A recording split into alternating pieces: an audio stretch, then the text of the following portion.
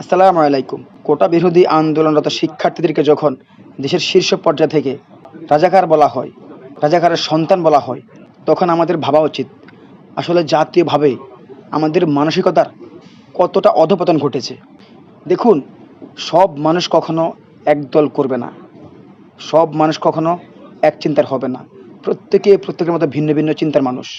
সব মানুষ আওয়ামী লীগ করবে না, সব মানুষ বিএনপি করবে না, সব মানুষ জামায়াত করবে না। এটাই স্বাভাবিক, এটাই সৌন্দর্য, এটাই স্বাধীনতা। এখন কেউ যদি আপনার দলের পক্ষে কথা বলে, তখন সে হয়ে যাবে মুক্তিযোদ্ধার সন্তান। কেউ যদি আপনার পক্ষে কথা বলে, তখন সে হয়ে যাবে মুক্তিযোদ্ধা। আবার কেউ যখন আপনার ভুলগুলো নিয়ে কথা বলবে, তারা তাদের মৌলিক অধিকার নিয়ে মিছিল করবে, মিটিং করবে, তখন তারা হয়ে যাবে রাজাকার বা রাজাকারের সন্তান।